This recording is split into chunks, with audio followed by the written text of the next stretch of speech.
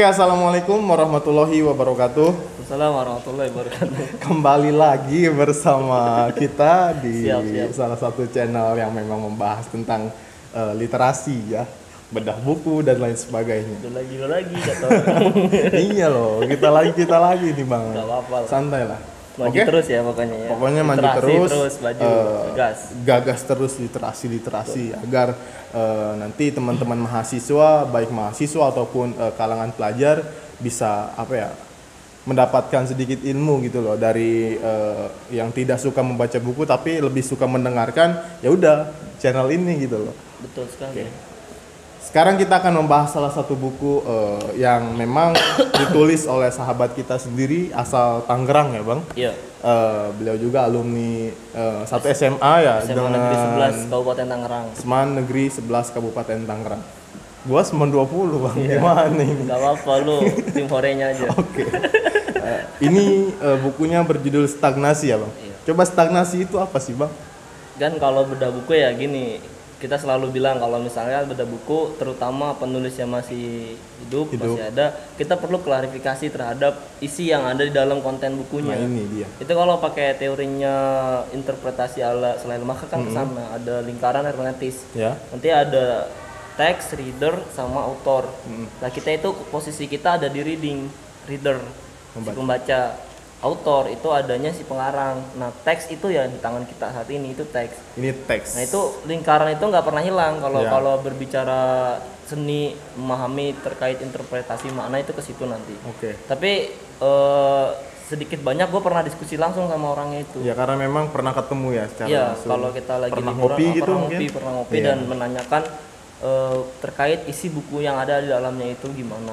Jadi nggak apa-apa nanti mungkin kalau seandainya emang penyampaian kita kurang tepat, nanti bisa kita hadirkan aja ya. Penulisnya ketika Kopi nanti darat kita aja langsung ya. sudah kita pulang gitu loh. Siap, Ya. Kita kopi darat Tangerang. Jogja atau kopi Tangerang bisa lah nanti kita guys. Karena sama-sama kopi ya. Siap.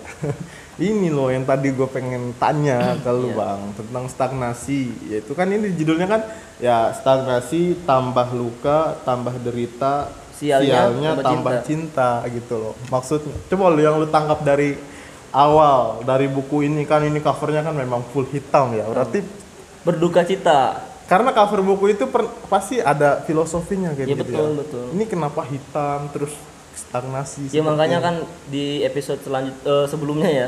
Selanjutnya mau nanti. Iya. Sebelumnya itu kan kita pernah bahas bahwa cinta itu apa? Kan lu pernah nanya tuh ya. Ya, cinta gue itu pernah nanya cinta itu apa sih bang kayak gitu. Ya makanya gue memanai cinta itu jangan sampai ada simbol untuk memanainya. Kalau misalkan ada nanti dia ada batasan makna. Misalnya lu lagi kasmaran nih, ya lu memanai cinta bagus, keindahan, wah, kesejahteraan gitu. Kebahagiaan, kesejahteraan atau udah hal-hal positif lah gitu loh. Tapi kalau lagi patah hati, memanai cinta adalah hal yang paling ruwet gitu. Cinta itu menyakitkan dan Suatu derita gitu loh, Iya. suatu penderitaan. sih. betul. Ya mungkin kayak ada paradoks ya, cinta itu bisa ya namanya cinta lu bisa ngelihat dari pandangan lagi kasmaran atau pandangan patah hati itu sah-sah saja. Nah ini buku ini memandang cinta dari hal sisi gelapnya, artinya pernah sakit terhadap cinta. Nah ini buku ini tepat bagi siapapun yang sedang patah hati. Lu baca buku ini ya terharu, nangis dan gila. Sedikit pokoknya. tertampar gitu. Tertampar bahwa memang kita pelaku utama para penikmat cinta juga pernah merasakan itu. Begitu betul. Oke, mungkin kita langsung aja ya bang ya. Boleh.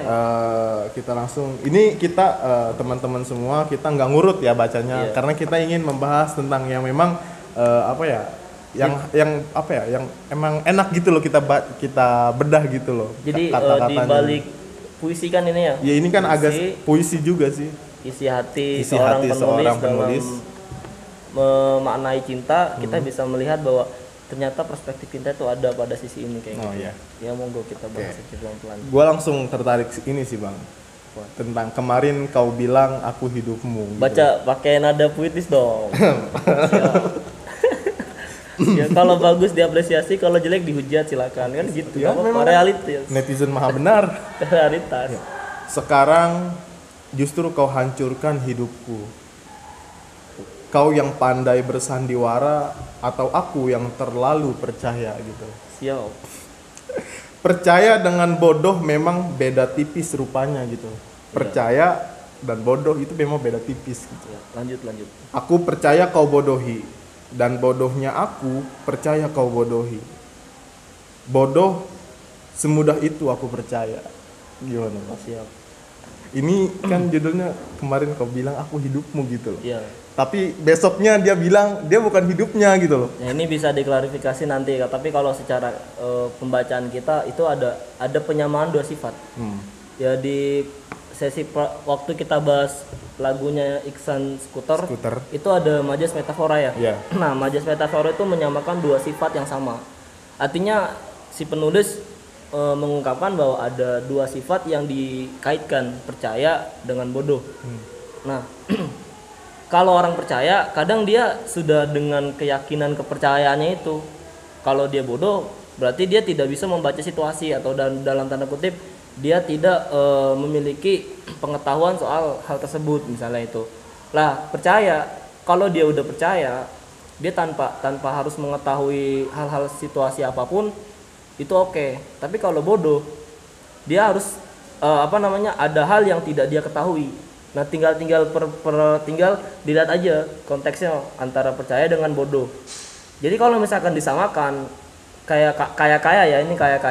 si penulis ingin mengatakan bahwa kalau lu udah cinta, lu tuh pasti percaya meskipun lu dibodohi, kan gitu. Benar Bang. Atau mungkin kalau lu udah cinta, meskipun lu bodoh, lu bakal percaya aja kalau lu itu sedang dibodohi, kayak gitu kan, sama aja konteksnya.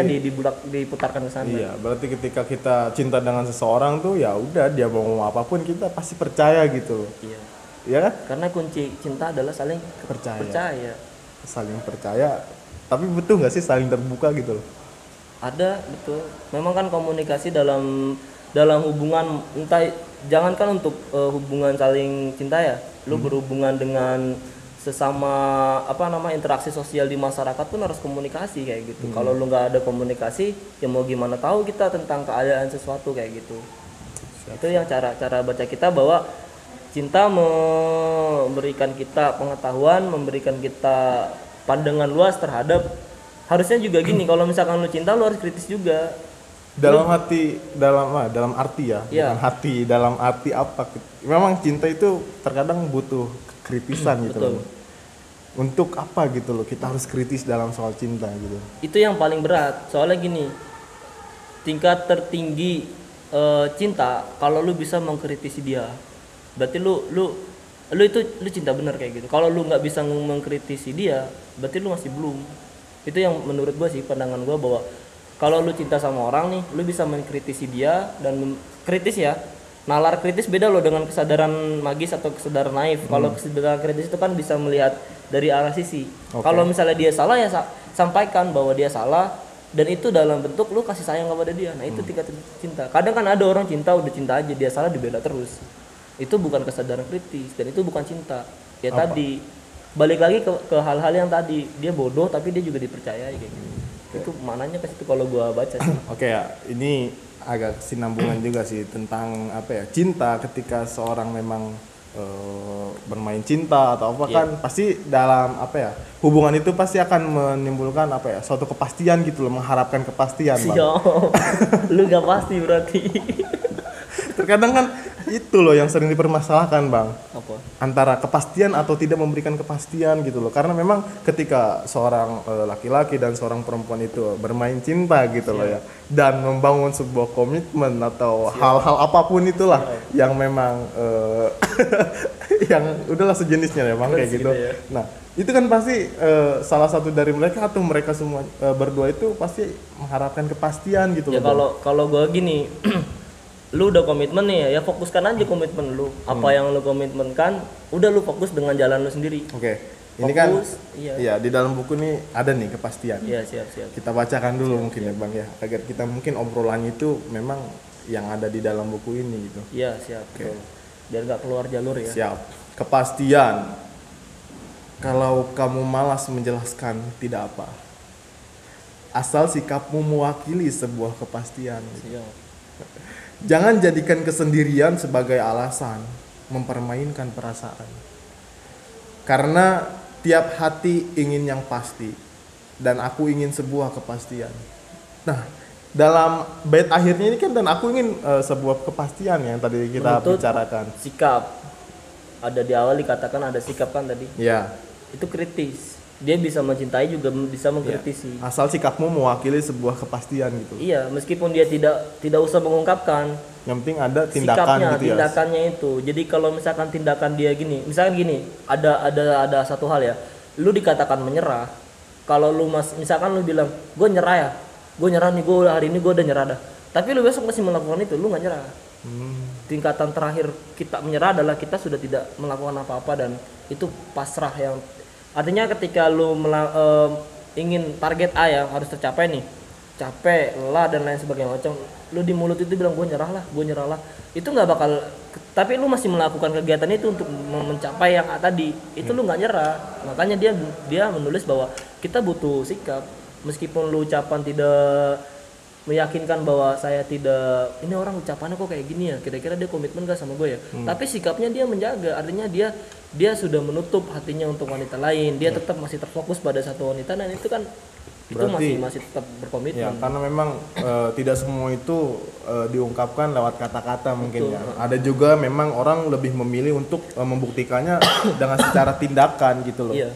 Dan itu kritis. Dan lu lebih sepakat mana bang? Antara lu mengucapkan lebih banyak berkata-kata kepada dia, aku sayang kamu, aku akan janji selalu bersama kamu. Tetapi apa lu lebih memilih untuk, oh gua ngapain sih banyak ngomong kayak gitu sama si cewek? Mendingan gua lebih banyak untuk melakukan tindakan-tindakan yang bisa membuat dia yakin sama kita gitu. Ya mendingan banyak tindakan daripada lu, aku akan komitmen gini-gini lewat chat, tapi lu nggak ngapa-ngapain. Aku sedang berjuang ngebales chatmu kayak gitu. Kan kebanyakan gitu. Berjuang ngebales chat atau berjuang untuk menutupi? Kan kayak gitu kan, ini ya kan menutupi chat dia dengan orang lain gitu loh. Aduh, ini takut nyindir orang ini ya.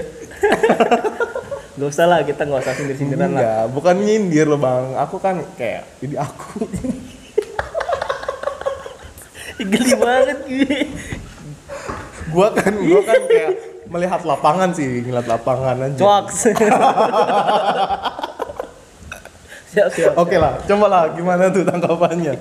Gue bukan nyindir apa-apa, gue cuma pengen tangkap klarifikasi. Ya pokoknya lu cowok, dengan segala hormat para cowok dimanapun berada. Ampun. Kalau lu ngebalesin chat cewek lu rajin banget, tapi lu nggak kerja, please lu nggak berjuang. Termasuk gua kayak gitu, makanya. Oh, kayak gitu. Ya gua ngomongin diri sendiri. Ya, terus. Lu balas chat tiap hari, tiap detik, tiap waktu, udah nanya makan, minum, mandi dan segala macam, tapi lu nggak berjuang, diem aja. Fix lu bukan komitmen. Apa tuh namanya? Ya tafsirkan sendiri lah. Gue ngomong kasar sih, karena terkadang gue pernah sih menjadi pelaku seperti itu. Korban janji berarti. Apa lu yang memberikan janji? Ya terkadang memberikan janji, terkadang korban janji. Iya, kayak gitu. Karena ya udahlah kayak gitu lah. Enggak, ini gua serius kalau kayak gini ya. Artinya ini sisi manusiawi. Iya. Lu janji tahun 2024 harus melakukan misalkan membangun infrastruktur, tapi enggak, itu kan janji tidak terpati. Malah ke situ gua anjir. Sering enggak gitu. Maksudnya lu mau meminang dia di 2024 ya. Niatnya kan kita gitu. Niat dulu lah. Janji ke orang tuanya, bilang ke anaknya dulu pasti kan yang dicetin terus. Gue janji padamu gini. Tapi lu cuman bisa ngelaksanain itu seperempat, nggak apa-apa tuh, manusiawi. Tinggal ke depan bagaimana komunikasi dibangun kembali kayak gitu. Asik kan kayak gitu. Hubungan kan yang penting komunikasi, saling mengerti. Oh ternyata si doi gua lagi berjuang, lagi manggul di pasar untuk mencari seberkah berlian begitu. Dan itu pun harus didasari dengan hati yang kuat ya bang. Betul, sama-sama kuat. Nah benar ya, karena kita membutuhkan hati yang kuat untuk menjaga sebuah hubungan atau sebuah komitmen ya. Betul, pastinya. Iya. Ketika kita mendengar hal-hal yang tidak baik atau buruk dengan pasangan kita, ya kita sebelum ada buktinya pasti mencari bukti tersebut gitu. Kalau prinsip gue gini, Mam, kalau gue megang komitmen, kalau itu kabar dari teman-teman dari manapun, selagi gue belum tahu dari aslinya, gue tetap masih pertahankan itu. Nah, gitu. Kalau finalnya dia berbicara langsung kepada kita. Baru itu the real.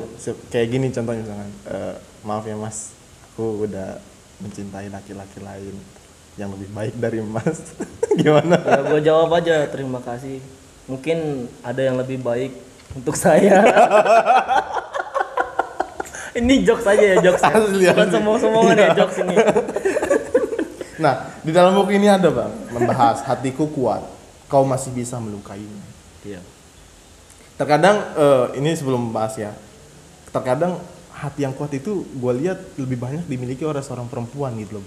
Iya, betul. Lu sepakat nggak? Enggak.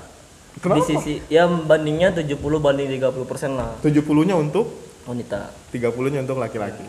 Kenapa lu bisa berbanding seperti itu loh? Kalau wanita itu kan cenderung menggunakan perasaan. Kalau Laki-laki? laki-laki cenderung menggunakan Nafsu? akal. Oh, Akal. gue kira nafsu. Nafsu. Lu aja itu mah. Akal dong, serius. Oke. Akal. Kalau dia kan mainnya akal nih. Gue cinta sama dia nih, gue mau gini itu akal. Tapi kalau wanita, lu berproses gini terus lu berinteraksi dengan banyak wanita, dia akan ngebatin cewek itu. Katanya mau gini sama saya, tapi kok masih chatan sama dia. Padahal kan dalam tanda kutip ya, misalkan kita chat itu dalam relasi formal atau apa, itu kan sebenarnya kan kalau kita jelasin pakai akal, itu wanita kan udah pakai perasaan duluan. Nah begitu, makanya ini harus ada strategi khusus lah biar lu bisa sama-sama paham kayak gitu. Oke, kita baca mungkin ya isinya ya Bang. Iya. Masih banyak ruang kosong yang belum kau hancurkan. Siap. Silakan saja, aku beri kebebasan. Iya. Ini bait pertama. Paragraf pertama ya. Iya. Nah, ini paragraf keduanya. Tidak perlu pikirkan perasaanku. Dengan kau yang mendatangi hatiku meski hanya memberi luka, sudah membuatku bahagia luar biasa. Lanjutkan saja, semakin lama aku kau sakiti, semakin lama kau di hati. Semakin bahagia aku menikmati. Iya, ini kan gue bilang stagnasi ini dia memandang cinta dari sisi kesakitan. Iya. Dia cintanya dalam. Ya memang gue lihat ini kayak apa ya?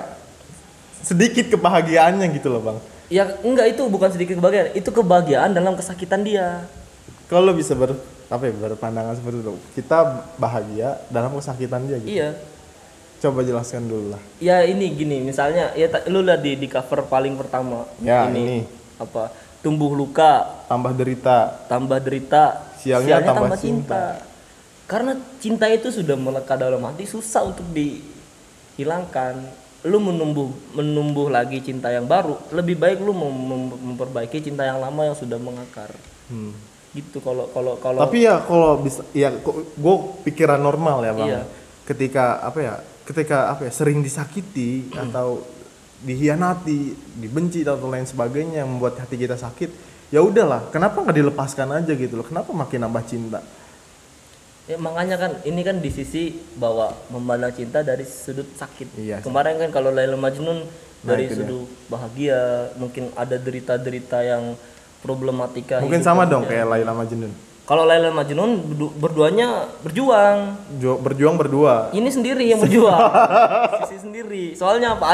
Gue baca di narasi tentang kedai kopi. Iya, ada. Itu kalau lu lihat bahwa dia kan si nulis nih, penulis itu kan sama doinya tuh, dia ngopi bareng, pesan kopi bareng. Kadang yang si doinya itu baca buku, kopinya masih ada dihabisin. Itu kan luar biasa. Ada apa sih, kayak kondisi yang memang membahagiakan lah, pasangan itu lagi berasmara. Nah ternyata di kopi kedai itu si cowoknya datang dengan cewek lain dan memperlakukan cewek itu sama dengan dia yang nulis. Gimana? Itu kan cuaks begitu. Boom. Gue no comment. Gue juga nggak, gue bacanya aja. Kan gue pernah nanya ke penulis, ini sebenarnya lu nulis buat siapa gitu? Adalah kata dia. Gue lihat ini bagi anda ente Antum yang pernah menggoreskan hati si penulis sampai bikin ini fix lu keren. Keren. Lu keren menyakiti seorang wanita dan terbit karya seperti ini. Keren sekali. Nah ini gue mau kayak gini kan, makanya gue bilang kebahagiaan dalam kesakitan. Ya. Ini cinta dipandang suatu kebahagiaan dalam sudut yang menyakitkan. Karena gue pernah denger salah satu Gus Chandra Malik ya, beliau pernah bilang bahwa tingkat ke enggak bukan dari Gus Chandra Malik, beliau juga dapat soan dari Mbah Fanani Dieng. Kata beliau gini bilang kata beliau bilangnya gini ya, tingkat kesempurnaan dalam tingkat ke manusia itu sempurna, bisa dikatakan sempurna kalau dia punya kecacatan begitu. Kecacatan artinya kalau misalnya dia memanai cinta dari kesakitan itu kan cacat ya, karena orang memanai cinta dari hal yang membahagiakan ya. Tapi dia memanai cinta dari sudut yang sakit, itu kan cacat. Itu justru malah jadi kesempurnaan. Soalnya apa? Dari situ dia bisa ngefek punya karya, dia bisa memandang diri dia lebih bijaksana lagi. Makanya stagnasi, nah gue pernah bilang sama penulisnya Imelda, gue bilang lu harus nulis. Stagnasi ya lu nulislah dinamisasinya begitu. Jadi ada narasi counter bahwa hidup lu itu juga baik-baik aja gitu. Jangan sampai karya ini stagnan, cuma distagnasi aja begitu. Perasaan lu juga cuma itu aja. Ayolah, manusiawi loh, sakit-sakit aja, nangis-nangis aja kayak gitu. Justru kalau lu disakitin lu nggak sakit, itu lu nggak sakti malah. Ya tadi bilang tingkat kesempurnaan manusia itu ada pada kecatatannya tadi, ketidaksempurnaannya dia. Gitu. Di sisi lain kayak gini, lu mengetahui misalkan tingkat tertinggi dari pengetahuan adalah ketidaktahuan. Gitu. Makanya ini gue bisa misalnya kita bisa membahas bahwa tingkat kebahagiaan cinta pun bisa terlihat dari kesakitan itu tadi begitu. Nah itu stagnasi, keren. Makanya coba dah lu yang lagi hari ini lagi galau, sakit hati, atau kemarin misalnya di WA pacarnya minta putus atau lamarannya ditolak, lu baca stagnasi dulu.